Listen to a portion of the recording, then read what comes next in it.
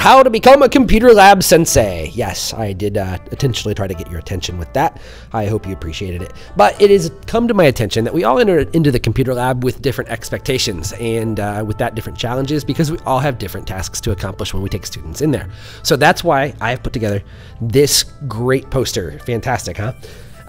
First thing you're going to notice is how busy it is, but I want to take the chance to explain the strategy behind it so that you can find every solution on this poster to put kids in check, as well as just to help them all sort of standardize the way that we use computer labs to complete different types of assignments. Now, first and foremost, a little bit of Quaker proverb here, make it last, wear it out, make it do or do without. And in the purpose, I go to explain how important it is that this privilege of having these computer labs needs to be respected and why we are doing what we're doing in here. I don't expect any students, let alone very many staff members, to actually read this, which is why I highlighted certain words in yellow. But let's just make it abundantly clear that if we don't have these, we're going back to worksheets and pencils, correct? Now, I want to move you on to what I've called best practices for working in the Indy Met Computer Labs, because what I think we need to instill within our students is a particular methodology for working. And that has historically been use Microsoft Office and Internet Explorer for everything. Well, they've lost market share, and other tools have taken a particular lead, Google being at the lead of that. If you take a look through this different section here, I want to point out that we're using specifically Google Chrome instead of Internet Explorer on the left. Because of the way you can customize through extensions. It's like having your own little app store within the browser. And when you add these different extensions, you can also sign in with your Google app user ID. So at indianapolis.met.org is one of those. But if a student has a generic, or if you have a personal at gmail.com account, that also works. You can sign into the browser and all your bookmarks, all your settings, and all your extensions travel with you. But you must remember to click disconnect under settings when you're done. Secondly, Google Drive and Google Docs. You'll notice in your own use of Google Docs the switch to the terminology Google Drive. Well, much like our beloved Dropbox, Google wants you to store everything on their servers. So be thinking along the terms of the home view of Google Docs now is called the Google Drive, and Docs are the apps that you use within the browser to create word processor documents, spreadsheet documents, presentation documents, forms, so forth and so on, even drawings, which is one that gets overlooked all the time. So Drive is where everything lives, including other files outside of the realm of the Google Docs app suite, like PDFs. Again, everything stays with them. No assignments get lost, and what I love is the ability for students to share. Moving along, Digo. Recent discovery of mine. I got to give credit to Dennis Swender and to Mike Dunnigan for their pioneering use of this. But in my composition class this semester, I realized this is the best way to teach kids how to read more critically and deeply on the internet. So you're going to have them add the Digo extension to their Chrome account, and in signing up for that Chrome extension, they'll be able to go to digo.com and access anything that they've bookmarked, highlighted, sticky noted, as they do research in your class pertinent to the project that you've assigned.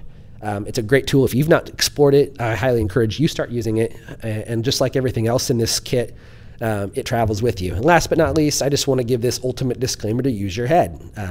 These apps likely will get replaced by other ones that are better, more competitive, and offer more user-friendly features. But in the meanwhile, I think Chrome is the browser, Google Drive and Docs as the tools, and Digo for creating stuff, and Digo for marking up websites and other digital texts. It solves 80 to 90% of our needs for teaching kids how to work with depth on the computers, no matter what content area we're teaching.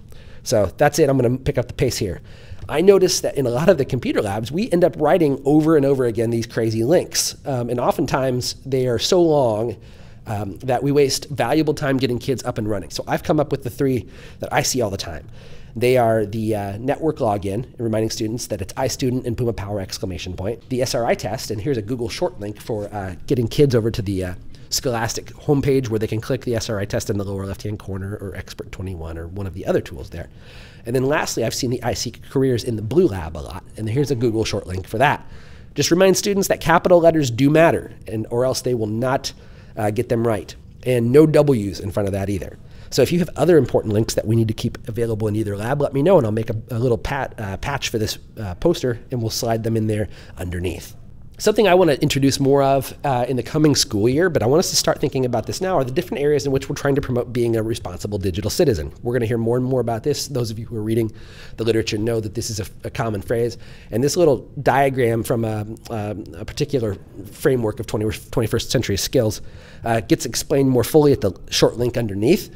But basically think about this. You can reprimand a student who's out of line by pointing to one of these 4 quadrants at any given moment. We want them to be balanced in their literacy, meaning they know what to use online for what given task that they've been assigned. We want them to demonstrate safety online and not be exposing themselves or others to risks online, whether that's in commerce or other privacy issues. And we want to promote the proper learning strategies. Once you're operating safely and understand what tool to use when, what are your strategies for putting these things together? Mine, if you backtrack here, right there is an example of how I'm using learning strategies from the browser to the docs to other apps, and having the right frame of mind for finding tools that work.